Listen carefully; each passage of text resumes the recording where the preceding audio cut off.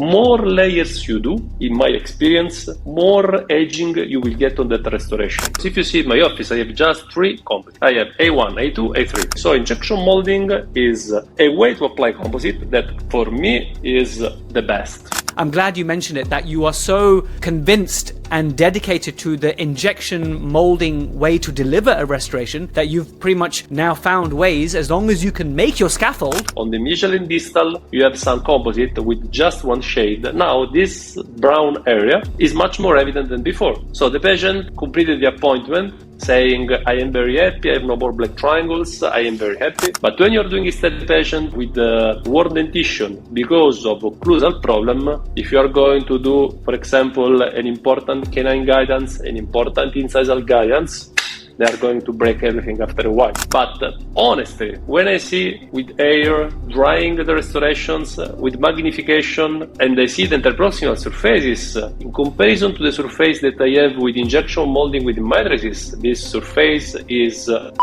Is there a composite that you found to have superior longevity in terms of color stability, polishability? Is it a 3M Filtech? Is it Estelite? I don't know. What are you preferring nowadays? Okay, what I use every single day in my life is I use Protrusive. There's been a big shift over the years towards injection molding. Now, some of this has been driven by the industry, of course, right? So we always have to be careful about biases. Biases are everywhere. You know, use this technique, use that technique, because there's a lot of money involved for these companies. But what I look for is clinicians that change, that pivot from a technique that's perhaps established and we know of, and they pivot and change to a different technique. And if they can justify why they've made that change and share the science or the rationale, you know, I like when something is justified. There is a clear science behind a decision that's made by a clinician. That's fantastic, rather than, oh, this company's paying me, so I'm talking more about this product. This is why I really respect today's guest, Dr. Marco Maiolino. We've had him on as a guest before on The Imperfect Dentist. You know, he is such an authentic character.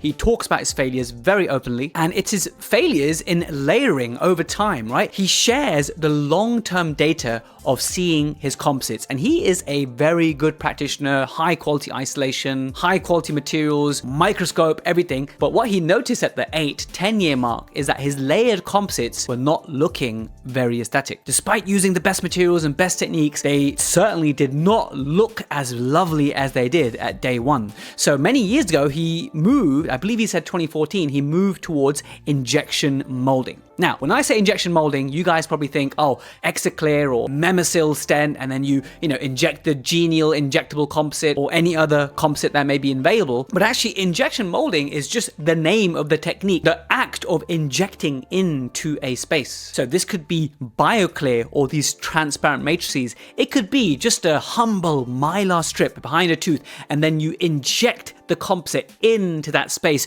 once you've made your scaffolding. So really, this episode is about the process of injecting that material and why the injection of composite is superior, according to Marco, than layering bit by bit, and some of the issues that you can face with that, and why in the long run, whilst your layered composite may look a little bit more beautiful, a little bit nicer on day one compared to your injected composite, when you look at them at 8-10 years, the injected composite looks more consistent, more stable, both in terms of color, luster, shape, all those things. So there is a science behind it, and to discuss that science, we have Dr. Marco. Hello, Protrusive. I'm Jaz Gulati, and welcome back to your favorite dental podcast. Every PDP episode, I give you a Protrusive Dental Pearl. Today's pearl is something I shared a few weeks ago on our community, Protrusive Guidance, the home of the nicest and geekiest dentists in the world. And it's about my thoughts on shade selection on composite. Now, in previous pearls, I have discussed the button technique, getting a small button of composite, curing it, and then having a look.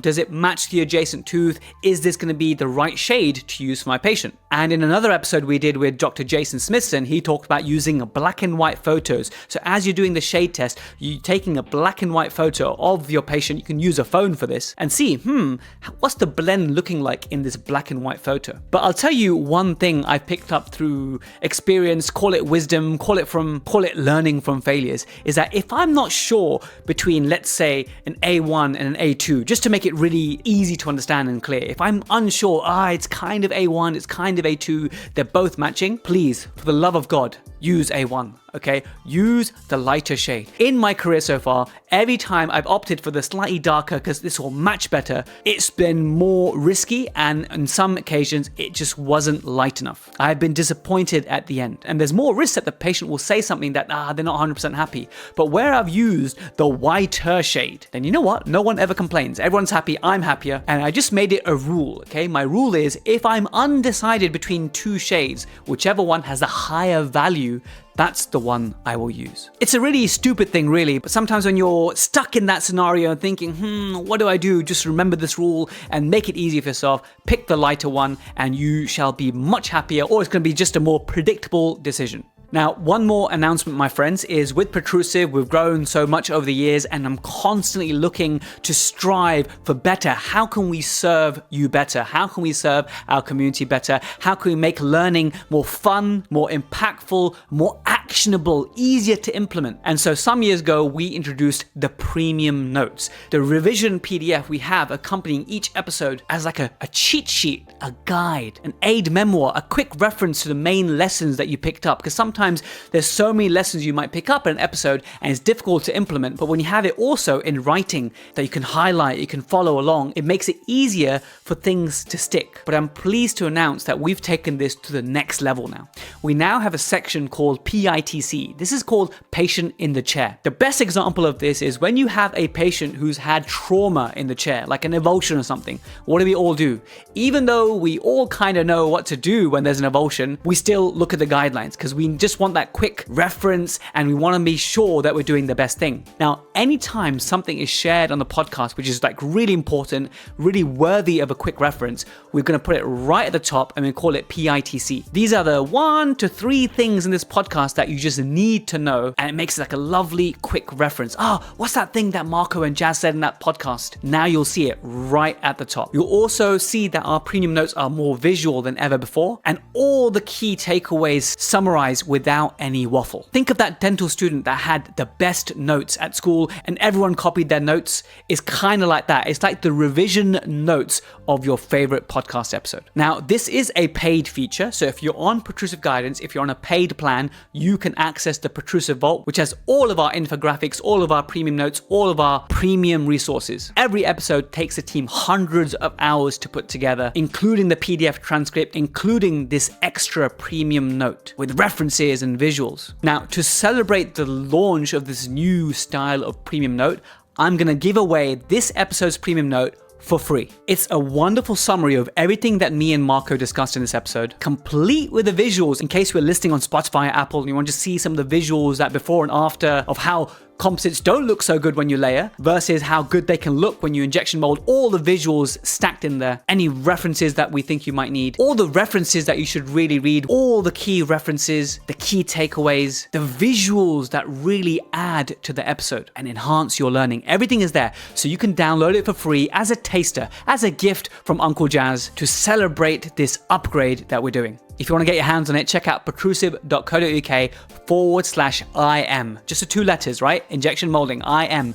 protrusive.co.uk/IM. If you're already watching this on Protrusive Guidance, don't worry, you don't need to do that. You can just scroll down on the app and it is available under this episode as a download. But if you're not on the app yet and you want to check out this download really quickly, just head over to that site and you can download this new style premium notes for free. Let's now catch Dr. Marco and I'll catch you in the outro. Dr. Marco Maiolino, my good friend, just every time I see your cases online, every time I see you come, I think of a wonderful time that we had at your course in Syracuse in Sicily. I still remember granite. I still remember the culinary experience that you gave us. I mean, if anyone wants to go on a hands-on course for VertiPreps, you need to check out Marco. But another one of your passions, Marco, is injection molding, BioClear, and I really wanted to speak to you about these topics. Now, I'm going to tell everyone to listen to our previous episode we did, The Imperfect Dentist, the good lesson you passed on is that if we strive to be perfect every day, we will be miserable. And to aim for a consistent 7, 8 out of 10, rather than 3 and 10 and 3 and 10, that kind of stuff. So just summarizing that episode. So I encourage everyone to listen to that. But Marco, just tell people who may be new dentists who haven't seen your stuff, what do you stand for? Tell us about yourself, Marco. Okay, it's a pleasure to be here again, also because with Jaz we had the wonderful experience of being in the real life together, because we did a vertical course, the real one, the 3 days course here in Sicily, and we've been enjoying a lot of time together. So this has been a huge pleasure to see Jaz in the real life and to see And him even again though today. Marco has no interest in football, he still took us by the seaside to see the match. I think it was Italy, Switzerland. I think Italy lost. It was sad. But you were in the sea. You were having fun. You were with your family and friends. It was nice, actually. So. You know, for me, the course is not just the course about speaking and doing something about dentistry. It's something like about enjoying. The very reason because I do the course, it's a small course with just 6-7 people, is because I really want to do a real connection with each one. Because sometimes I do bigger courses, not in my town, but abroad with 25, 30, 35 persons. But for me, and even for them, I think this is not absolutely the same thing. The connection that you have when you are in few people, you go outside for a dinner, you go outside for the lunch, and you spend time joking about everything. It's a time that you cannot compare with other kind of situations. About me, just because, of course, I just want to introduce a little bit. I am a general dentist, a real general dentist. I do almost everything in my office. Of course, I do also wisdom teeth, I do implantologist, I do implants, I do soft tissue, I do mucogingival surgery, I do everything. But of course, most of the people know me for two main things. Because I have something that it is a little bit more different to say, and it is about restorative dentistry, because in this field I have my own ideas, and about prosthetic dentistry, because I started working now 15 years ago with vertical preparations, and so I have 15 years of experience and follow-up. So on these two fields I have something more to say. When Jaz came in Sicily, apart granita, cannoli, pizza, and all the other incredible things that we do in Italy, we have spent 3 days talking about vertical preparations. Arancino. And also I love reading. I am an obsessive reader. I read something like between 40 to 50 books every year, and I love to read about psychology, management, all these kind of things. So what are you reading right now, Marco? Tell us what you're reading right now. What's the flavor of the month? Okay, in this month I'm reading a book from Massimo Spattini. Massimo Spattini is one of the most famous anti-aging doctors that we have in Italy, because I am very well into these kind of things. I know cold shower, sports, fitness, nutrition, and all these kind of things. I am very well into these kind of things because I have to work at least until my 85 years old. I have to see all the other doctors in the coffin, and I will get in that way with my handpiece working on the teeth. This is the plan. After I'm reading also another book that it is Martin Jastransky. It's about the collapse of human mind. It's a book about how today, especially on children, the exposure that we have at social media, iPhones, these kind of things, it seems that our children are the first generation that are starting to have a sort of devolution. In the last million of years, we always went through an evolution, but this is that from this point on in this century now we are doing a sort of devolution. So it's something that is interesting about it explains how the brain is working, all the psychology behind the brain, and about what happens when since you are very young you expose yourself to social connections or social media connections. These are two completely different things, and I think that this will be also the real challenge. Connection and a junk connection. Yes. You know, we are living in a strange period. Like, for example, just to say about the first topic, it's a strange period because there is a lot of discussion about, for example, nutrition, about fitness, about all these things, a lot of education of content. Yet, the number of people with obesity is always rising. The number of people with diabetes is always rising. So there is a sort of mismatch between what we know and what we say and what really happens. And this is the same thing that happens in dentistry sometimes. Because we talk about that, and this is also the reason because I've been loving the other episode about perfectionism. Because sometimes this is the missing link, because when there is a huge gap between what we say and what we do, it means that there is something that it is wrong about that. And what I want to do in my dentistry, in my life, this is me, you know me, is about closing the gap between these two things. This is the reason because I'm not a perfectionist. I share my cases and I want to do perfect cases, but I'm perfectly fine with doing good average cases because this is my real life. But when I am able to do an alignment between what I say and what I do, I think that this is the best example that you can give to people, honestly, because you can teach what you are. When you are teaching something that it is not your real everyday life, there is a gap and the message is wrong, in my opinion. This is the reason because I have not very good relation with several speakers, because for them I'm doing slightly more than average dentistry. But for me, they are doing instead something that's different, that it is just a sort of cinema, no? Because it's easy to bring 5 cases in a year and to bring 5 perfect cases when you have the possibility to choose the patient, choose the case, choose the time. Because if you take 5 hours for doing 2 anterior restoration, okay, of course you will be able to do 2 great restoration, but this is something that it is not real. Also, the obsession that we have about photography. Okay, I cannot talk. I mean, I have bouncer, I have everything, but there is a huge difference about the approach, because something is to consider the documentation in the real value, that it is to follow up cases. I did this 10 years ago. Let's say what happens now. And this is what today, for example, I will share, because sometimes I joke about I am a layering survivor. You're layering what, sorry? Survivor. Okay. To survive. You survived layering. Perfect. Yes. Yeah. Because my follow-up on layering, for example, is not that great at 7, 8, 10 years. And this is something that I saw on a constant basis. Instead, my follow-up on injection molding, that it is the main topic that we are going to discuss today, and this is also something that I'm going to organize something, in Milan at the end of the year, is because I saw results that are less artistic, of course. We are talking about a more concrete dentistry, but the result is much more stable over years. And I am much more interested in the long-term follow-up than on doing the artist day 0, when you do just the photo at the end of the work. And nobody knows what happens after 5 years, 7, or even 10 years. Most of our patients are much more connected with the long-term result. And for the result that they are able to perceive, because honestly, I have never a complaint about the lack of eophalescence, about an intensive milky on one mamelon, never. I have a complaint about the shape. I have a complaint about the black triangle. I have a complaint about the length of an incisor. So there are things that are much more important if you want to talk about real dentistry. Real dentistry, I mean the dentistry that you need to be successful in the real life of your town. There is another dentistry that it is the dentistry that we like to share instead on social media, on congresses, but it's like real life and cinema. I am much more for real life. I'm not the guy aiming for the cinema's approach. It's just me.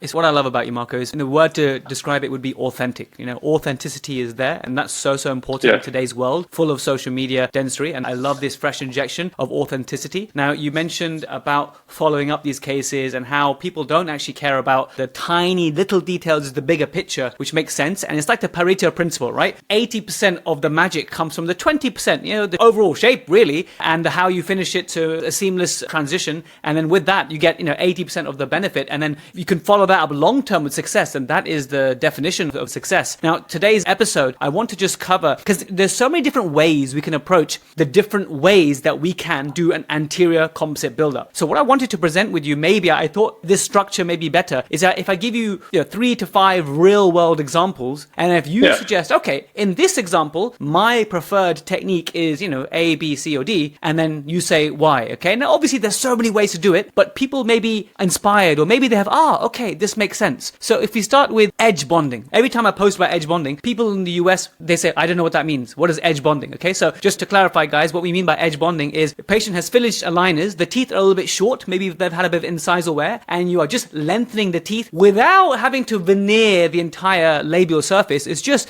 composite on the edges. Yes, you will do a transition, but in your edge bonding cases, Marco, what kind of techniques and tools do you like to follow and use? Is it freehand? Is it led by a wax up always? Is it led by a clear? Whatever it could be. How do you like to do your edge bonding, let's say after aligners? Okay. The problem about edge bonding is that most of my cases about edge bonding are cases after orthodontics. Because the problem that I see is that when you have patients with some wear, with some fractures, there is 99%, unless there was a trauma, there is a problem of occlusion. Because my worst failures have been when I've been dealing with patients with word dentitions and have been working just from canine to canine, doing an increase of the length, doing veneers on these cases without changing the vertical dimension of occlusion. So before to talk about the technique about edge bonding, injection molding, is about talking about a little bit about occlusion. And I know that on occlusion, you are one that it is very well into this kind of field. What I see is that,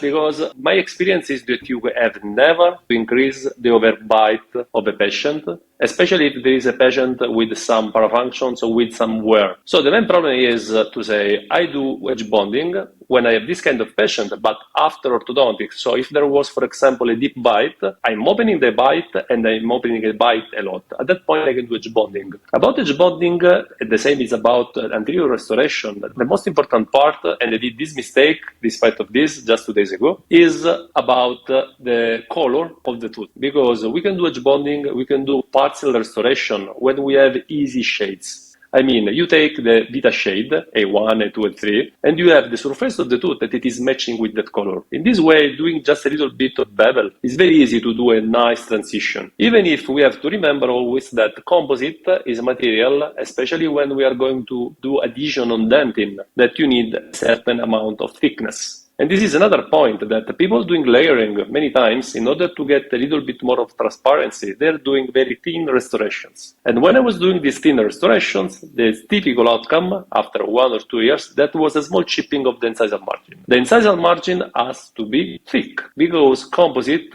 is not ceramic. David Clark, that many things he has been a pioneer, says that composite has to be minimum 2 millimeters thick on the incisal margin. Of course, when you have 2 millimeters, with 2 millimeters, of course, you are going to struggle if you want to do all these special effects in the incisal third. But if you're going to discuss about the long-term longevity of this restoration, you are not able to match the result that David has. Because, the problem is the approach. In your dentistry, you want to be the artist or you want to be the engineer. In this moment, I'm doing a new office. You remember when you were in Syracuse? In my office, every single week, I have a struggle between my architect, that it is focused on the aesthetic of the office, and instead there is the engineer, that it is focused on, for example, instead on the stability at 10, 15, 20 years of the office. The same problem we have in dentistry. The problem is that in a villa, in an office, in a house, the aesthetic is very important. Instead, in the dental office, how much is important the aesthetic for the patient? Because aesthetic for the patient is completely different from the aesthetic for the dentist. There is a mismatch between these two things. So what I did in these years has been to fine-tune my aesthetic perception to the real one of the people that it is paying for the work. So most of the times, monolithic restoration are more than enough for this patient, and I reserve veneers for some of them, but just for some of these patients. Few of our patients really needs the plus value of indirect ceramic veneers. Also because there is a different biologic price. When I'm working with direct restoration, most of the times I can work in a very minimal approach or no prep approach. When you're doing veneers, with veneers, there is the problem of the axis of insertion, and there is a huge biological price sometimes. There is always this sort of legend about veneers that you can do always minimal veneers, no prep veneers, but in the reality, the cases that are ideal for no prep veneers or minimally invasive veneers are not so many. They are the exception. And when you are dealing with diastema or black triangles, the preparation for veneers in these cases is quite invasive, because in order to manage a diastema or a black triangle, the preparation has to arrive on the palatal side, and you have also to go in the sulcus subgingivally, because in order to shape the emergence profile. So I think that sometimes we complicate our life we as dentists and to our patients more than we need. And the layering is something that in the last years I realized that most of the times layering in restorative dentistry is much more a complication than something that helps us. Especially because I have some cases that I can show you. Okay, so for example, in such cases, when, for example, anterior restoration, this is a restoration, a case with 10 years of follow-up. What is interesting to see is what? I did the conventional restoration layering. In this case, after a conventional preparation with a small bevel, I did all the steps that we know, and I did what? I placed 2 layers of dentin, one layer in the palatal shell of enamel, another layer of enamel in the top, and they put some special effects. The result at the beginning of the work in 2014 was quite good. But if you see what happens after 10 years, it's something that is unbelievable. Because this is something that I realized very well with David Clark, is what? Composite is a material with a strange behavior. If you see, now I can show you, for example, if you see the surface that we have when we work with composite, just with a spatula, just putting the composite in such a way, and you see instead the composite that we have with injection molding, it seems that you're working with 2 very different materials. With injection molding, you always get a surface that it is like glass. It's shiny. There are 0 bubbles, 0 void, and 0 porosity. When you're working instead instead with your spatula, you always, this is my experience, several times, even outside of the mouth, in order also to collect cases, to do some documentation, you have always bubble, voids, porosities, and in each layer that you do, there is a sort of transition between the layers that exposes the composite over time to water absorption and to accelerated aging. More layers you do, in my experience, more aging you will get on that restoration. And I can show you several cases like the one we've been discussing now, several cases, and at 10 years the outcome is always poor. When I do the same instead with injection molding, because I started injecting my cases in 2014, so now I am close to my 11 years follow-up, I can show you some cases if you want. The follow-up at 10 years of these cases with injection molding, they are very similar to the first year of work. So injection molding. I mean, I think the lesson here is the way that you choose to handle composite has a significant bearing. You know, you could use the same composite handled in two different ways, and the same composite actually the changes. Technique. Yes, yeah. This is a case that I did, for example. In a similar case, it's very similar to the other one. On these incisors, there is a restoration always with but injection molding, one layer. And if you see the follow-up at 10 years, this is the 10 years follow-up on 2 to 1.1, you see that the aging of the incisor area is almost zero. Almost zero. So for those listening on the podcast, you know, he showed a layered case, and Marco's a very skilled, gifted dentist, and no offense, Marco, but that 10-year case looked like maybe a student had done it, right? At 10 years, right? And that's done by a skilled practitioner. The injected case you showed looked flawless at 10 years. And so the comparison there is very stark. Yes, this is another case, just to say, it says with a broken incisor such a way. Look the difference that we can get. This is at 1 month, you see, I did the layering with 3 dentin, I did the primary anatomy, secondary anatomy, you can see everything here, I did the opalescence in the incisal third, but look after 10 years, again, this is short, very short, and the opacity that you have, the edging that you have on the composite is something that it is unbelievable. And if I do the same case with injection molding, the composite is able to preserve its optical and physical properties in completely different way. This is the reason because I say that I am a layering survivor, and because I stopped layering my cases now since many years. Because when you start to collect your follow-ups, and this is the real value that we have in using every single day our photographic machine, our camera, is this, not using the bouncer to improve our cases just with proper lighting and transform a dental office in a photo studio with papers, bouncers. This is craziness. Sometimes it seems that we lose what is the main point of our work. The main point of our work is not to the show. The show is just for the dentist. It's something that sometimes I think, yes, sometimes we have the push from social media, from courses, congresses, where you raise the bar, but you raise the bar in a bit different direction. It's like, for example, I am passionate about fitness, but if you go on social media on fitness, you see just people with 6 packs, arms like this, but we all know how you can get this kind of body. And it is not just with training and nutrition. It's adding other things that I don't want to discuss. But you know that when you do that, I do fitness in order to be able to work at 85 years old, just to say. They are doing just in order to have an aesthetic boost. But after 10 years of that life, what is left? Me is fitness for longevity, fitness for health. This is fitness just for aesthetic. It's the same thing. And in dentistry with social media. And also, I am sad to say that in most of scientific associations, the push is always in the bad direction. It's always about the aesthetic. This is my feeling. Instead, if you look at injection molding, another case with injection molding, this is the follow-up at 10 years. This is 2 restoration on the distal part of the lateral and on the mesial of canine. This is a patient that it is not a very good patient where there is plaque. You see that the aging of the restoration is almost zero. Another patient with a very complicated case with subgingival margin, with a very tough cases, but at 6 years, this is the follow-ups that we can get with injection molding. So this is with the BioClear technique though, right? That would be a posterior BioClear, I imagine. This is a posterior BioClear, but it is not about BioClear. The point is a one. Okay, there is injection molding is a way to apply composite in your restorative workflow. Okay, at the beginning in 2014, I was doing injection molding also with metal matrices, with the Tor matrices, with the saddle matrices. So injection, of course, with the metal matrices, we have to change a little bit because the polymerization is different. But injection molding is a technique how to apply composite. Okay. After is what is your restorative workflow, and here we can discuss about metal matrices, Torvu matrices, BioClear matrices. Of course, BioClear have been designed in order to take all the advantages of injection molding, but you can do injection molding also with other techniques, honestly. So injection molding is a way to apply composite that for me is the best. If you have to work with composite, of course. After, we can discuss about the restorative strategies, because what is interesting is that nowadays we have several strategies, because you can do injection molding with BioClear matrices, and I am, a key opinion leader about this technique, but there are several interesting techniques.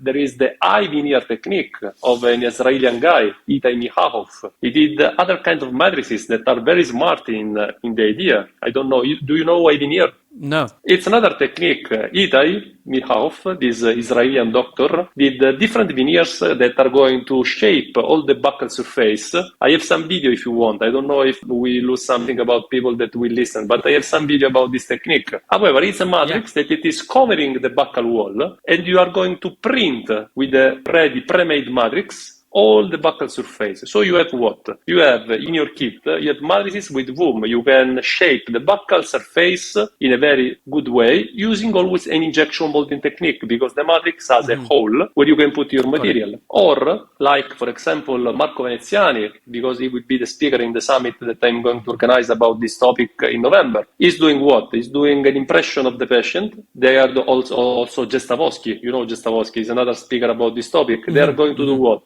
They do an impression, and you can do the impression digital or analogic. You are doing a wax, again, digital or analogic of the case. They are doing a silicone matrix with a transparent material, and they are using this silicone matrix with some holes in order to inject again the material. So you see, injection for me is the way to go. But how to inject is very interesting, because all these techniques have pro and cons. And this is what I love, because in the recent years we had an evolution of all these techniques, and there is always a growing interest. And what I love is that all these techniques are something that you can use in your daily work, not just for doing the case. Because nowadays in my dentistry, I hate to do the case. I mean, it's nice to do the case, but if your dentistry is focused on the case, there is something that it is wrong. My dentistry is focused towards everyday dentistry. Sometimes I'm able to do the case, but it is not my main focus. That one nice one, the unicorn one that comes along, that you get to have lots of fun, but you're a real well dentist. Just so I can get the structure of this podcast, Marco, edge bonding. Okay, so you've discussed that injection molding as a way to deliver your composite has some advantages. And I can see that compared to layering. And what you've done is shown clear examples at follow-ups whereby the injection molded looks superior, at 10 years. Maybe on day one, the layers maybe looks a bit nicer, a bit sexier. Sure. But at 10 years, the injection molding technique is superior. But do you, after aligners, to get a better occlusion, let's say, do you utilize injection molding for edge bonding? Or do you think this is such a simple, direct freehand that you still use your paste and you try and do edge bonding without the injection molding technique? Hello, YouTube Protrusive Dental. I know you're watching on YouTube, and I hope you enjoyed this episode so far. But I wanted to highlight, in case you don't know yet, we have an amazing viewing experience on protrusive.app, our website, our network, our platform. So I just want to spend a minute to show you what this looks like. On the left side, you see the navigation, and when you join the app, you get a 1-minute video tour of the entire network. Now, in terms of where the magic happens, that's in the protrusive community, because you might come for the content, but you'll stay for the community of the nicest and geekiest dentists in the world. We have all these polls, we have a chat group, there's always active chats and dentists helping dentists. And really what I wanted to do is create a really supportive environment that's not like the environment we have on Facebook, and is built on the values of niceness and geekiness. If you are nice and geeky, you belong here. Now, to make this a safe space, we have a manual process of approval. We actually verify that you are a dental professional before you get in here. So we have hundreds of applicants a day. So if it's been about 2 days and you haven't heard anything, either something's in your junk or you need to reach out. If you're still waiting to join your tribe, email marie@protrusive.co.uk. That's MARI@protrusive.co.uk, and she'll investigate what's happened. Now, all the videos you have on YouTube are also on here, but you actually have some extra ones for free that you don't have on YouTube. So you get some bonus content that's not on YouTube. And actually for the future, I'm not taking things out of YouTube, but some things are not appropriate for the wider public, and I want to sort of safeguard that information, which is like dentist talk if you like. So that's why a lot of the content is only here and not on YouTube. So you're kind of missing out if you're not on here. That's why I'd love for you to join there. And if you join one of our paid plans, then what you get is access to the CE quiz like this one, and you can get CPD or CE certificates. And also you get our premium notes. So these are a great aid memoir or revision for an episode to really cement your learning. And whilst we have ads and YouTube places ads on YouTube, we don't have that on our network. So for the paid plan, you get to see all of the premium notes without any of the ads. And of course, you get to support Team Protrusive and help us to continue what we're doing. I'm just going to gloss over the Protrusive Vault, which has all our infographics and downloadables. These are all our masterclasses at this moment in time, and we're always planning to add more. And if you look at them, there's about 1, 2, 3, it's about 7 of them. But actually, if you look at the replay section, some of the live masterclasses that I've done and some of the training that people pay for on other websites is all on there, included as part of the masterclass subscription. And if you're a student, don't fear, we have a special section for you with all the student notes, which anyone can access. So for example, here is one on exodontia. So it's all there waiting for you on Protrusive Guidance. Please head over to the website, which is protrusive.app. Make an account on your browser. This could be Safari, Chrome, however you want to do it. And once you've made your login, then you can download the iOS or Android app and then log in through there. So the reason to make the subscription primarily on the website first is that you get access to a free trial, which you don't get if you do make an account on Android, iOS. If you make it on the website, you get access to the free trial, and you get our best price if you sign up through protrusive.app. So our best deals and free trials are only on protrusive.app. Of course, we always put the link below in the description. And thank you so much for enjoying our videos on YouTube. But it's now finally time to level up your experience. Back to the episode. Okay, I think that injection molding is mandatory for me. So what I do is, when I do edge bonding, I always want scaffold. Of course, when the case is easy, you can do the scaffold also with transparent matrices or something like that. But the problem is one. For me, freehand, there is not the pressure that we need in order to put the composite in the best situation to perform. So I never take material with a spatula and I put somewhere. So if I have to do edge bonding, what I do, I want always to have some matrices. In easy cases, I put body strip, for example, you know, the blue transparent matrices, they are very easy. I put that, so that I do what? I always want to have, David Clark talks about having an aquarium, a chamber, a place where you can inject with some pressure heated material. So what I do in all my cases, small restoration, big restoration, I always want to have something like a chamber, an aquarium, where I can inject. Of course, in simple cases, this most of the times means to have maybe just a body strip matrix just wrapped around the tooth or around that area, and maybe I just stabilize with some Teflon, some liquid dam, or with some flowable in order to have. But I always try to do a small chamber. Also because when you start to be in this kind of rationality, to put a matrix and build something that it is like a small chamber, it's something that you need 20, 30 seconds. I do even class 5 in this way, for example. See, I have a technique about doing class 5, because doing class 5, for example, is the same problem. With class 5, I was doing the traction with Teflon, and I was applying with my spatula. But I was feeling that after some years, I was seeing that the follow-ups on class 5, it was not the same of restoration made with injection, because when I was applying with my spatula, I was missing the pressure of the composite in order to put the composite in the best situation. Now instead I have a technique, a very easy one, where I use an auto matrix or a Unica matrices, but I always build a scaffold where to inject my composite. This is my way to go nowadays in all my restorative work. And it is something that you can do in your everyday cases, because to put a matrix in that way, 1 minute, 1.5, it's something that I'm not discussing about 2 hours appointment, 3 hours appointment. If you see my scheduling nowadays here in the office and I'm working, most of my scheduling is based on 1 hour, 75 minutes appointment. I have not long appointments in order to show my artistry.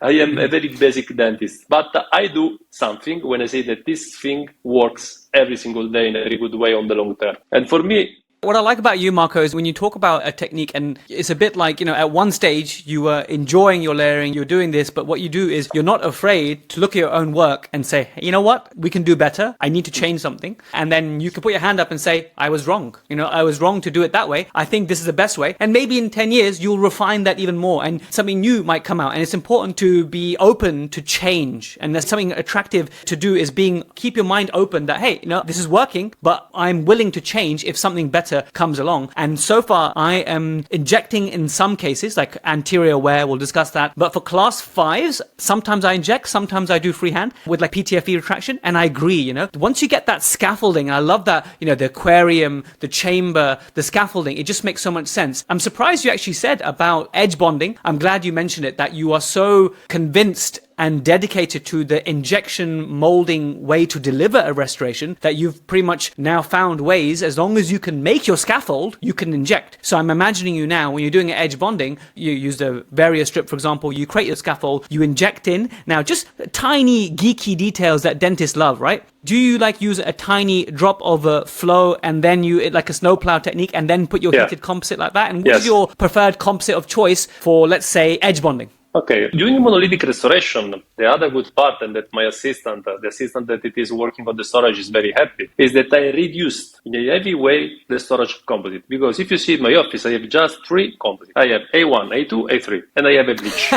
Yes, and it's easy in this way to manage. Because the problem is that if a tooth has a strange color, for me, what I have to do is to cover all the surface. It's much easier because to match your composite shades with the strange colors, like, when you have a sort of orange, a sort of brown, it's a mess. I saw on the book layers of the Study Italiano group that they start to combine a little bit of A2 shade with a little bit of brown, super thin, super cold, in order to create another. This is not everyday dentistry that you can practice. Also because when you have to mix in a different way for every single case, it means that there is a question mark everywhere. Instead, I want my dentistry to be fast, reliable, and predictable. When you have strange colors, for me, you have to cover the buccal surface most of the times. It's much easier to get a good result. And all the patients also love the aesthetic result when you're doing that. So you have something that patients love. Doing injection molding, I have a consistent result on the long term. And it's very easy for you also to manage. So you have not to get crazy about matching the color of the composite to a strange substrate, to a strange color. You do the opposite. You go over that and you close. The shade system just makes so much sense in terms of simplifying, and this is why your team now loves you even more, because of this simplification there. Is there a composite that you found to have superior longevity in terms of color stability, polishability? Is it a 3M Filtech? Is it Estelite? I don't know. What are you preferring nowadays? Okay, what I use every single day in my life is I use 3M materials. That now they are no more 3M, but because they did a change. Now 3M became Solventum, and I'm also a speaker for them. But between all the materials that 3M is doing, I use for all the cases where I want aesthetic, both anterior and posterior, I always use Supreme material. I know that Supreme is not the newest material that 3M did, even if there is the technology is always nanoparticles, this kind of technology. But Supreme, in both posterior and anterior cases in my hands, gave very stable results over time. So what I use Supreme flowable, always after warming the material. I put a little bit of flowable. I don't use the light lamp at this stage, and after I inject again warm composite. The heater that I have is bringing the composite to 70 degrees Celsius. I don't know in Fahrenheit how many degrees these are, but I warm a lot of the material, especially because Supreme is a little bit a viscous material. Is it stiff? Yes, it is stiff, so I warm a lot. But I love the aesthetic result and the consistency, and also how you are able to polish this material. Instead, for example, there is, for people with a heater that it is not so strong, there is, for example, the universal restorative is much more creamy. So it's enough to do just a little bit of warming and the material is already flowing everywhere. Because injection molding is also, for me, the only way in which you can manage claustrophobic restorations. Hey guys, it's Jaz with an interjection. So firstly, thank you so much for approving the interjections. I did it for the first time on the Lucas Lassman episode. We did occlusion myths and red flags just a few weeks ago. And sometimes what happens is that the guest is on a roll, but I've got so many questions in my mind and the guest is going for it. And so I kind of hold back, but I know that I want to talk about something because I do feel to make something more tangible, it just deserves us to go slightly down this rabbit hole just to explain something or to put some more clarity on something. And I'd asked you to write in the comments what you thought about the interjections. And thank you, Joy Afif, Emily, Joseph, Barbara. So many of you said the interjections are good and approved, so they are here to stay. So the first interjection, one of two for this episode, is just heated composite. I think it deserves just a few words. Many of us are already using heated composite, but if you're not using heated composite, you might be thinking, what's the point? Why would you use a heated composite? If you want it to flow more, why not just use a flowable? And I get that, but a flowable is different to a paste composite. A paste composite has a much higher percentage of filler particles. It is categorically a stronger and a mechanically superior composite to a flowable. And yes, the number one reason why I use heated composite is because I don't like working with stiff composites. I like them to go a little bit soft. It just makes handling better for me and adaptation. As you're dispensing that heated composite from the compule into the cavity, for example, it's just smoother. And the way that composite adapts to the cavity walls, it's more seamless. It just flows better overall. So it's the handling that I love the most about it. Typically speaking, composite is heated to 55, 60, and Marco does 70 degrees. I also do about 65 to 70 degrees Celsius. All that kind of range is totally fine. And sometimes if you're using something like Estelite, which is a softer composite, you probably want to go for the 55 degree region. But if you have a stiffer composite, like I use a lot of Venus, really enjoying Venus Pure at the moment for my aesthetic work. And that is a stiffer composite. So I like to go to 70 for that. Again, for me, a big part of it is improving the way the composite handles in my hands. When you look at the literature, resoundingly, it's mostly good stuff when it comes to heating composite. It does not negatively affect the strength. In fact, it actually improves the flexural strength in some studies, and you get a higher degree of monomer conversion. So is there any bad stuff out there? Well, some studies say that repeated preheating cycles have a detrimental effect on color stability of composite resin. So basically the takeaway here, and what the manufacturers are saying as well, is to use the small compules when you're heating, because when you use it, it's done, you throw it. When it comes to those large composite tubes, then the manufacturers are saying, look, it's probably not a great idea to heat and allow that to cool, and then heat again and allow that to cool. And listen, if you've been doing this, don't worry. I'm just saying it's one of those things that we just don't have enough data for. Like, definitely a bad thing, I don't think. But it's just much safer to be heating the small compules than to heat the entire slab, the entire tube of composite that might be going for several months. So it's constantly heating, cooling. And in my mind, yeah, that could potentially have an issue. But I, at the moment, use compules. I'm doing so for years, and I'll continue to because I love using heated composite. And from the literature that I'm reading, it's totally okay to do. And just one more little nugget is that, yes, you heat the composite, but it cools really fast. So don't worry about you thinking that you're going to cause the tooth to burn and the pulp to burn.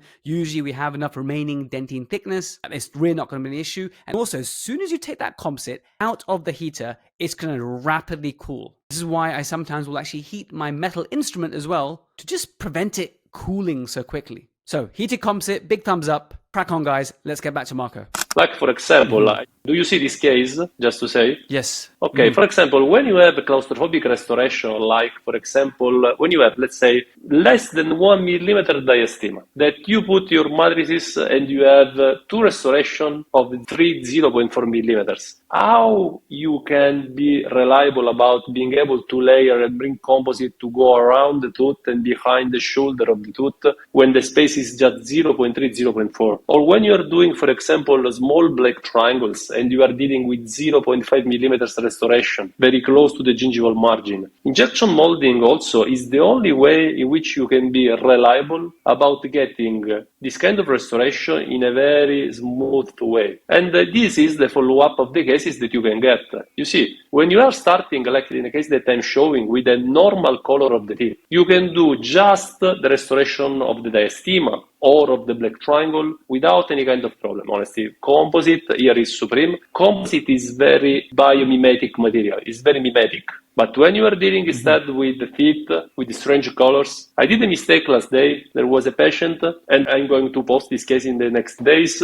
I have the appointment Monday, and after I will fix my mistake, because the main mistake was on my side, I will post the case. There was a patient coming in my office for black triangle after orthodontics, but there was in the third medium of the central incisors, there was a sort of brownish area. Not so much. I told to the patient about this area, and he told me, okay, I never realized this, but this has never been a problem. I'm coming for black triangles. The problem must be that when I did black triangles, and so you have on the medial and distal, you have some composite with just one shade. Now this brown area is much more evident than before. So the patient completed the appointment, saying, I am very happy, I have no more black triangles, I am very happy. But after 1 week, he called back again, saying that the brown area that he never noticed before, now it was more evident. It was much more important. So he asked me to solve again this issue. So Monday, I will go back in this case. So the diagnosis of the case, for example, about all the edge bonding, what is the reason behind the chipping and the fracture? It's the occlusion and what you have to do, many times orthodontics. Or when you're going, for example, with patient with word dentition, it's about because of abrasion or it's about erosion. These are two completely different situations with a complete different solutions. Because on patient with erosion, as long as I have enamel, a sufficient amount of enamel, I am always successful. Regardless, we can say of the occlusion. Okay, but it's less important, the occlusion. But when you're doing instead patient with word dentition because of occlusal problem, if you are going to do, for example, an important canine guidance, an important incisal guidance, they are going to break everything after a while. So there is much more that we have to discuss about why the patient is in that situation before doing the treatment. And this is something that honestly we can understand just sharing our failures. Because many times the failure is not in the technical part, but the failure is something in the diagnostic part, but the failure is coming after 3-5 years. For example, I have not a great outcome with very compromised teeth with fiber posts, okay? But most of my failures are after 6 years. Most of my failures with fiber posts in heavily compromised cases with scarce ferrule are between 6 and 9 years. So the problem is that how many times do you follow up your patients for 6-9 years and you start to collect all the failures that you have? Few are doing this because if you see on social media, on congresses, you always see short-term follow-up most of the times. Like for example with shoulder, we know, and there is something that you find also on papers, that soft tissues on shoulders are easier to get recessions. Instead with vertical, it's much more easier to avoid the recession. But in the past, you were never able to discuss this because people was not going to show 10 years cases with horizontal with recession at courses and congresses. They were showing all the artistry of the technician at the time 0, 6 months, and after they were going to the next case. We have a disease about showing our best. Instead, what would be interesting would be showing what is not going to work. I understand that people that it is starting to introduce themselves in this world, they want to show their best because I did the same, honestly. When I started 12 years ago to be a speaker, to speak, to lecture, I was doing the same, I have to be honest. But after a while, I think that it is the responsibility of those that already showed that they are good dentists to show what is not working. I think that I can forgive easily people that is starting now. If you are starting now lecturing, you have to show your best because you have to show to the people that you are a good dentist. But after 10 years, I think that it is your responsibility to show your best, but even what is not working, because I have been learning much more from my failures than from my best cases. One of the best lectures that you do, Marco, as you know, is in your course in Sicily. The last few hours dedicated to all the failures and lessons, and that's always very special. A shout out to Kostas Kolonidas, who currently, I believe, is a Greek dentist in Switzerland. Yes, who's obviously one of your alumni as well. That's right. Before I went to Sicily, he told me, watch out for this one lecture, watch out for this one lecture. And I can say it's so lovely when people share their failures and mistakes and open, like an open book to everyone. So appreciation for that for sure. Now, we discussed edge bonding and you've convinced me that yes, the way to deliver the composite to not get so much air is perhaps not with the spatula. To make the scaffold, I love the scaffold, the chamber, the aquarium, that makes sense. You mentioned composite veneers with that technology. Now, just for the interest of time, black triangle closure is kind of like that claustrophobic area, and to use an injection molding just makes so much sense, and something like BioClear is amazing for that. Some colleagues are using metal matrices and they burnish them out and then they create their scaffold. So there are many ways that you can create your scaffold. It's not just the BioClear, but the thing is, as long as you then create the scaffold and then you're able to inject into it and place into it, it makes a lot of sense. When we think of injection molding, Marco, most colleagues are thinking of using the genial injectable gold one into a clear stent like Exoclear. That, usually we think of that as the injection molding, but you're right, all the other applications we discussed are the method or the technique of injection molding. How often are you using this technique as your favored technique for managing tooth wear? Either erosive, attritive, or usually combined erosion and attrition. What are your thoughts on the Exoclear technique with the GC composite? Okay, the problem of, okay, I use this technique, but in my practice, I work something like 80 to 90%. I work with the BioClear, and 10 to 15% I work with this technique, with ExaClear. The main point is what? The problem is the interproximal control. What I mean?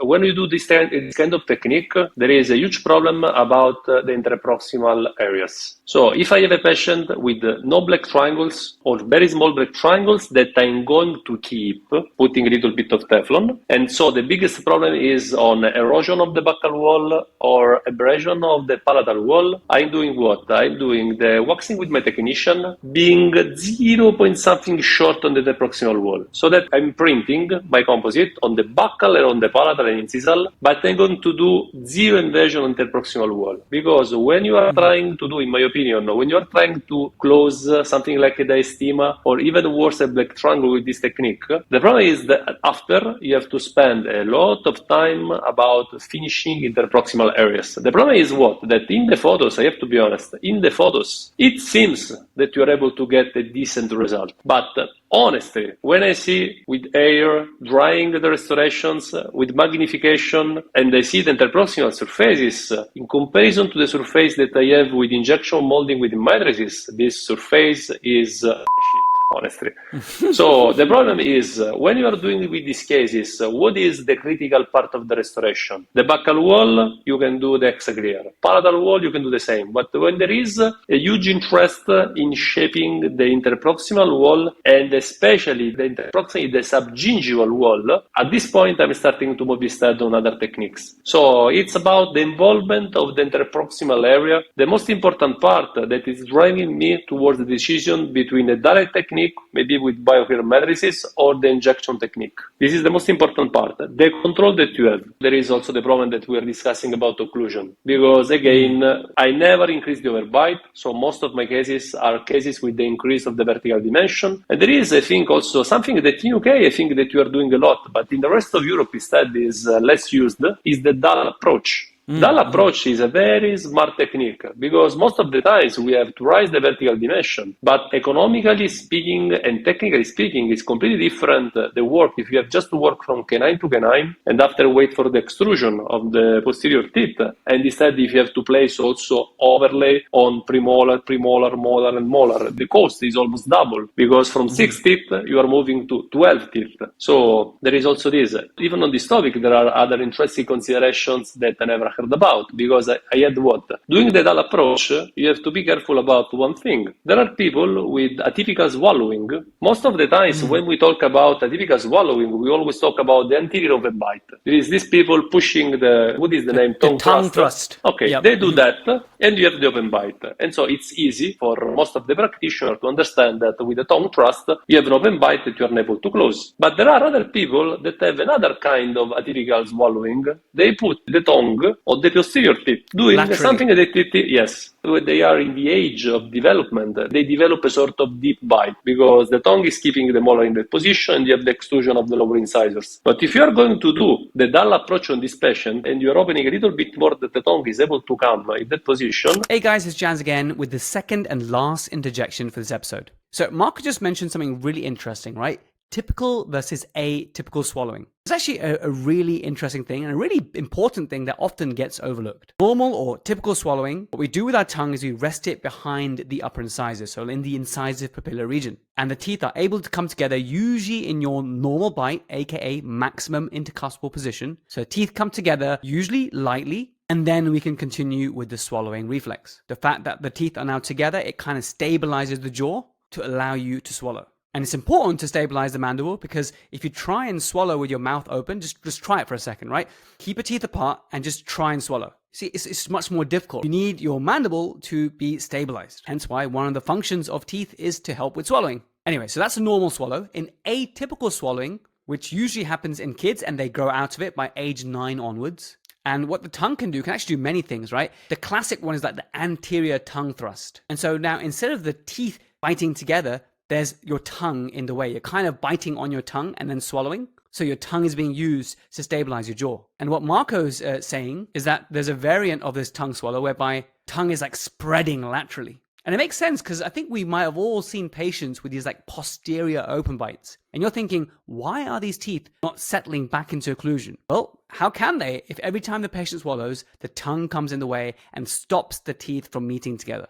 And so it makes sense that if you open the vertical dimension on these patients and you do a DAHL type treatment, if they do have an atypical swallowing, that this will interfere with the dental-alveolar compensation over eruption, call it what you want. And actually the tongue, we know the tongue is the strongest muscle in the body. And I see some patients in my career so far who have destroyed fixed retainers, i.e. these metal fixed retainers, typically bonded to the palatals of their upper incisors, right? So it's upper fixed retainer, they just snap right in half, and the teeth start to splay because of this almighty tongue and this atypical tongue swallowing. So if you see something strange going on, have a look at their swallowing.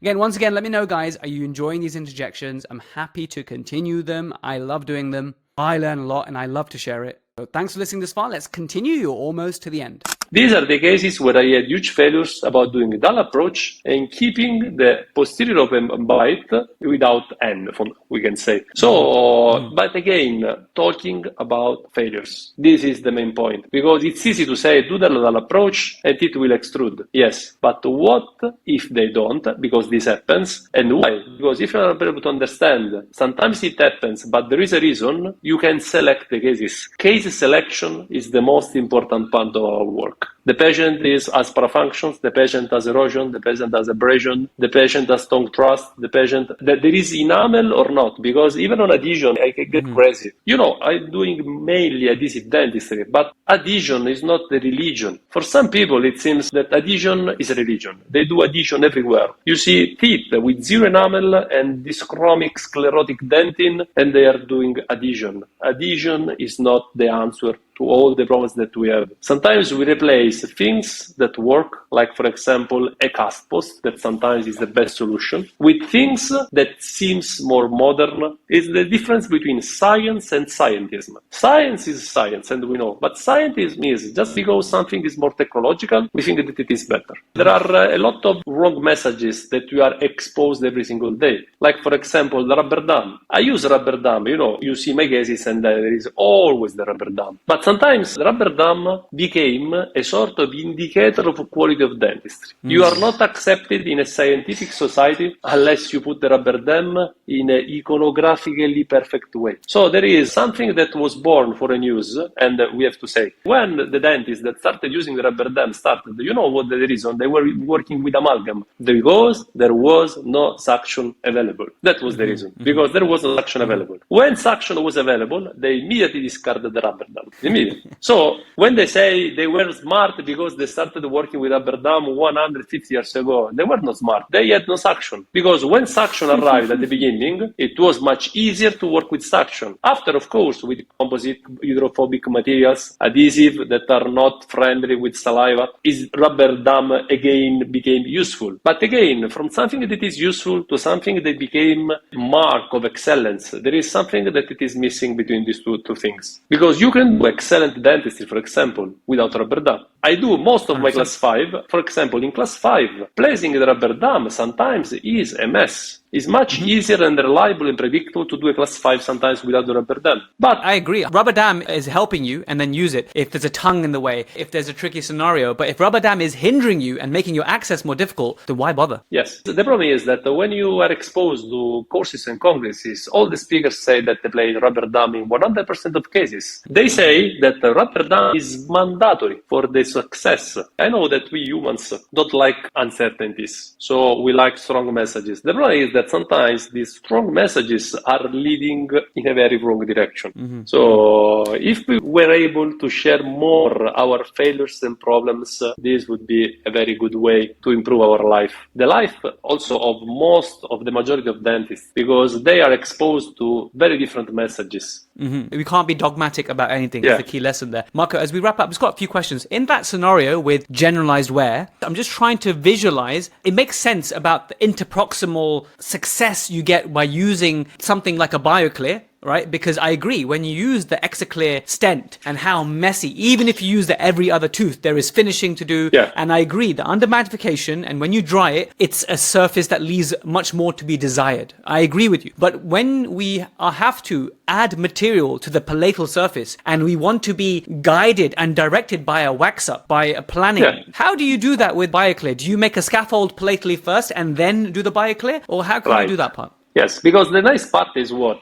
Because if you start to be much more horizontal, I say, about our techniques, you see that there are indications. Like, for example, if I have a patient with a lot of palatal wear, let's say, and they have black triangles, why not to do just, let's say, an index for the palatal wall without embedding the interproximal space? And so you do the injection of the palatal wall so that you have right vertical dimension. You have the right anatomy of the cingulum, because this is extremely challenging to do the right anatomy of the palatal part freehand. And after, you can work instead on the black triangles and the buccal surface, maybe with a direct approach. Or sometimes you have, for example, in the posterior, you can work with injection. For example, I have a case that I have to do by 2 weeks, and I will do injection with the Exaclear in the posterior teeth, because there is a problem of loss of vertical dimension plus erosion. This is a patient with erosion. So I'm going to increase the vertical dimension, injecting like the bull top, the posterior with composite. And after I will do just BioClear instead on the anterior. This is a case of a lower arch. And I will do from canine to canine, I will do just BioClears. If we are a little bit more flexible, we can combine and take the best of these approaches. Even the other approach, I have to start with the technique of Itai. But I think that also the technique of Itai, eye veneer, there is something that it is very interesting and smart about this technique. So the best is to master different things so that you can mix all of them in order to fit the case. Because if you want, for a man, if you give to a man a hammer, everything will be something that he has to crush.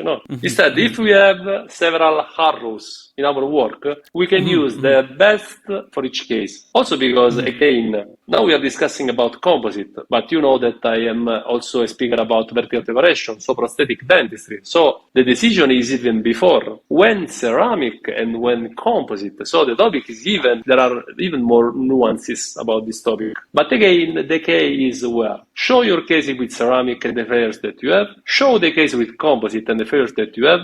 There are problems about the technique, or there are problems about the choice of the material. Again, we have to discuss failures. But this is something that I find extremely challenging. Now, for example, with the summit that I'm organizing in November, I am quite picky about all the speakers about show some problems. And I don't want. Sure, you have. It can't just all be fairies and rainbows. You got to show your struggle. You got to show. I knew when you were organizing a conference that you would bring this ethos and make sure that people have this on board. The conference that I'm organizing is because it's not for economical reasons, because I'm mainly recollecting expenses, but it's because I want to get a message. The message is what I'm discussing in this podcast with you. But the point is that I have to make that all the speakers, more or less, because of course they are not like me, but more or less each one of them has to deliver some problems, why these things happened, and how they have been solving this. Otherwise, it will be just again another show. So it's tell about us more, my friend. Remind us of the date, and it's in Milan, right? So tell us, because this sounds amazing. I mean, I had to look at the date personally due to family reasons. I can't attend, but it looks amazing. You got some brilliant speakers. I mean, you mentioned Veneziazzi, Jastkowski, our good friend Johan Hagman. What a great dentist he is. Lovely guy as well. You got a great list. Okay, this is the summit about, because there has been expansion and the growth of all these techniques about injecting composite, I started to think about doing a different event, doing a sort of point of the situation, collecting all the different techniques. We will get David Clark, of course, is the founder of BioClear and is a man with several interesting insights. So it's a must that David is coming. After we have Jose Roberto Moura. Jose Roberto Moura is a Brazilian, he's an excellent dentistry, and he's combining in his practice injection molding plus layering, and he's combining these two techniques. Also, it's nice because Jose Roberto Moura is working always with microscopes, so we will see a lot of videos, and so we have a very good perception of his work. Ronaldo Rada is a very famous Brazilian dentist. I don't know if you know Ronaldo. Yes, I've seen him. He was a very well-known international speaker. Absolutely. Yes, Ronaldo Rada is a very famous speaker, and he will come in Milan and he's showing, even in his case, because Ronaldo is working both with injection molding and he's working also with layering. So it will be nice to see how to manage all the indications for different things. Itai, that it is the speaker next to me, is instead the inventor of eye veneer matrices. So he will show this other approach. If you want, I have a small video about this technique, but the problem is that for people just listening this episode. However, these are matrices that are covered. I'll put it at the end of the video for those who are watching. They can stick around and watch that actually, yeah. Okay, after we have Marco Veneziani. Marco Veneziani is one of the most renowned Italian speakers. Marco Veneziani is doing excellence in dentistry. He's working with the index technique, the Hexaclear, but he has his own protocol because he did some modifications in order to improve all the workflow. And this is something that he will be able to show in our summit. Alvaro Ferrand is doing something that I really love. Alvaro will show just cases with minimum 5 years of follow-up. Composite restorations made with different techniques, what happens after 5 years. So with Alvaro Ferrand, we will see the truth about composite. And this is something that I will really love. After we have another speaker, that it is Abderrahman. Abderrahman Betafik is an Egyptian speaker. He's a very close friend of mine. The Prince of Egypt, I call him. Yes, he is. He is the Prince of Egypt. And we will talk about instead tricky situations that we never discuss. And it is how to manage composite restoration close to implants. And this is some because there are several complications. Because when we have decay or other problems close to implants, usually the decay is more cervical than usual. There is the problem of the separation. So we will discuss about all the restorative strategies that he has been looking for in these years about how to manage these tricky situations. With Joan, we will discuss an evergreen topic, especially in real-world dentistry, that it is subgingival margins, because this is an evergreen topic. With Matthew Pontenot, instead, he is the French prince, we can say. Matthew is interesting because he has started working with the printed composite, because he has the printer in his office, and he will discuss the difference between working with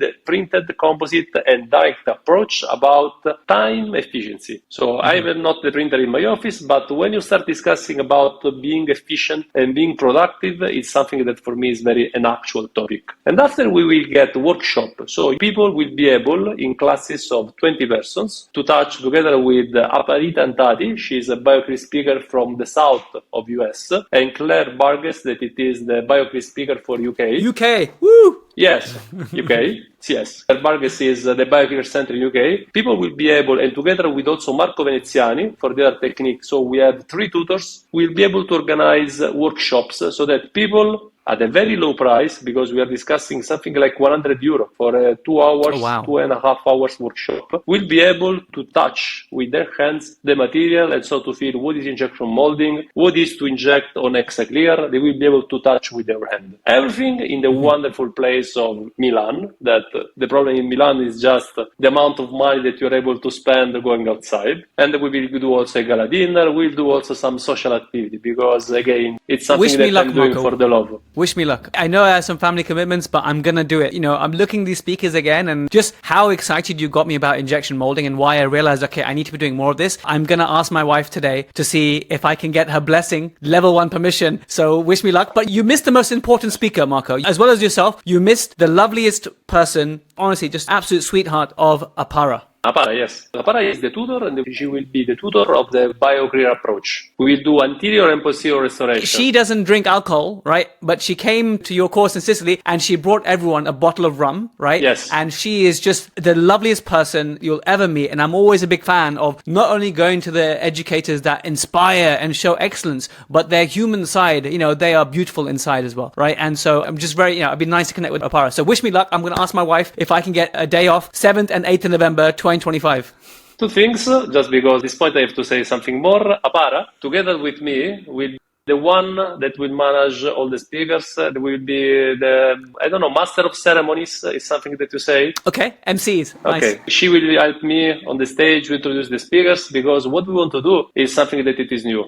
Nobody will come on the stage talking about their curriculum. I will never say, here is Dr. Jaz Gulati, got his degree, nothing. Everything will be about the person, the approach, the philosophy. We want to do something that it is fresh. And also, you know, there is a dentist coming from US, Joshua Solomon. He is a very famous pediatric dentist, and it was nice because he told me, I went home, like you say, and I said to my wife, look, I would like to go to another congress. And she said, no, another congress, no. But where is? In Milan. What are you waiting for? Taking the tickets? So this is another reason that it is. Yes. It was. And maybe a weekend away. I might arrange some childcare for the boys, and I'll whisk my wife away for a romantic weekend in Milano. And she's a dentist. She's a pediatric-based dentist, but I can tell her, you can learn something for your patients. In fact, I think it will be good for her. Yeah. No, also because Milan is a very nice place. Also, the venue, Visconti Grand Hotel, is 5 minutes using the subway from the center. So we are in a strategic place also for an holiday. So I think that it is. This is going to help a lot. Yes, a good situation in order to connect a little bit of education and a little bit of fun, because we'll spend a lot of time together, and also the possibility to visit Italy, because Italy is Italy, It was my first time at your course in Italy, actually, in Sicily. My first time in Italy. The food was just, everything was good. And for those of you listening on Spotify and Apple and stuff, one thing you missed is the hand gestures that Marco, it's true, Italians speak with their hands. It was very evident for those who are watching the video. Now, I'm going to put the links and everything in the show notes so people can check out injectionsummit.eu is the website. And fingers crossed, me and my wife will be able to come. If not me and my wife, then hopefully just me. Either way, I just really want to come. So pray for me, guys. Now, one thing unrelated a little bit. I just want your opinion, Marco. Right. You must have seen on social media, right? Marshall Hansen in US is doing incredible work. Have you seen his work online? No. What is the name? Marshall Hansen. He created the home of the 48-hour smile makeover. So essentially what he does is, and I hope I'm not perversing this, right? But essentially what he does is he brings one patient and he keeps them in his office for 2 days, basically, okay? And in 2 days, they will leave with composite makeover, which is just phenomenal. I believe the way he does it is the first day, he just builds the shells, builds the base, okay? And maybe he's doing some injection molding type technique. He's using the Garrison strip and whatnot and using these special matrices, and he's building the base all in monolithic, I believe, okay, if I haven't got this wrong. And then the next day, he will cut back, and then from the cutback, he will layer and get everything looking great. So not only patients all over the world, but many dentists from the world are flying to him, staying for 2 days to have their makeover. But okay, if you haven't seen his stuff, then maybe you cannot comment. But this is the same that Marco Veneziani, just because you are talking about this, Marco Veneziani is doing the same. Marco Veneziani is doing two things. He started doing what? Using Hexaclear to doing the injection to the final shape, so it was injected with EC. After he was doing a cutback and he was layering freehand. Now instead he's doing what? He do two different silicone indexes, one for injecting the dentin and the palatal shell. After he's doing opalescence, mamelons, all these kind of things. And after he has a second stent for injecting the enamel. So he has also the texture, the anatomy, and all this. So you get the both benefits. You get the polychromatic result with the method of injection molding. This will be the lecture of Marco Veneziani. Marco Veneziani, I show you a case. This is Marco Veneziani. This is the case that he's doing. And this is the result that he's able to obtain. You see, you can get both things of the world. Of course, you need more time. You need two indexes, two Hexaclear instead of one. There are more steps. But for people that want to go in that direction, we will discuss also about this. Of course, the workshop with Marco Veneziani will be about the single Hexaclear, the workshop, because it's a beginner workshop. But during the lecture, you will see Marco Veneziani's technique. You see, the innovative, customized, hybrid, Hindex, and updated clinical procedures. So this will be the lecture of Marco Veneziani. He will show about also this technique. So it will be in the summit, we will see everything that it is around the injection molding concept, plus some modification also about layering for people that it is into these kind of things. And of course, I know we talk about Injection Summit, but you also do the BioClear course in English and in Italian. So maybe I'll put some links for that for those who want to learn that. Definitely, again, I want to take a group of dentists back. The same group, actually, they're our WhatsApp group. We want to actually learn from you. So maybe one day we'll arrange that as well. So I'll put all the links. Marco, thanks so much for your time, for your passion, for your authenticity, for your philosophy, for your kindness. And fingers crossed, we meet again in November and I can convince my wife. You know the film Il Padrino, The Godfather? The Godfather film, yes. I'm sending a gift to your wife. She will not be able not to accept. An offer she can't refuse. Let's see. Well, there we have it, guys. Pray for me, for I shall ask my wife today if she'll let me go. And I mean that in a nice way, right? I mean, it's one of those things, right, that marriage is a partnership. So it's a joint decision. Whenever I go away or she goes away and it's work related, it needs to have some sort of synergy. It needs to be planned. I'm going to get a little bit philosophical here, right? Because one of my highest values is family. And to give you some context, right, as a father, like you get woken up by your children early morning, 5 a.m. sometimes, or in the middle of the night. You've all heard me on the podcast talk about how my second-born son, in my firstborn, terrible sleepers. I'm up a lot at nighttime, either getting a milk feed or calming my children down. And it's a common thing amongst us parents. And those of us committed to a partner, we have to have that dialogue. We have to kind of get what we call level 1 permission. And so let me read out this quote to you. When nobody wakes you up in the morning, and when nobody waits for you at night, and when you can do whatever you want, what do you call it? Freedom or loneliness? Right? So to be able to be in a position where I'm going to be able to check, hey, can I go to this event or not, is what family is all about. So I'll keep you posted if I will be going to Milan. But for those of you going, super jealous. For those of you interested, again, I've put the link below. Check it out. It does sound brilliant. And hey, if due to family reasons or whatever you can't go, don't worry. There'll be plenty of more opportunities always. But whenever you can, I've just learned that whenever you can go somewhere and feel energized by the people and that magic of in-person events is just, you can't beat it, right? It's one of the times that, like me personally, when I go to like a music concert, I'm excited, but I'm actually so much more excited when I'm going to a conference. I feel energized. It is always a highlight for me. So for me, call it sad, call it geeky, whatever, I am far more energized when I'm going to a dental conference than I am for when I'm going to Wembley to see a singer I love. So let's keep the magic of in-person learning alive, my friends. Go and support these conferences that are out there and always keep learning. Thanks so much again for listening to the end. You can claim CE or CPD for this episode. You've just done all the hard work, you've listened, answer the questions, get 80%, and Marie from Team Protrusive will send you your certificate. You need to be on the app to be able to do it. You can make an account on www.protrusive.app and unlock 380 plus hours of CE or CPD. Don't forget that you can download the premium notes for free, the new and improved, the elevated premium notes for this episode by visiting protrusive.co.uk/IM. I'll put that link in the show notes as well. I hope you absolutely love it. Please do comment if you did download it and what you thought about it. And of course, join us on the app. As always, thank you to all of Team Protrusive, without whom this podcast would have died many years ago. But thanks to their support and your support, Protruserati, we're going from strength to strength. We're making learning fun. We're making you fall in love in dentistry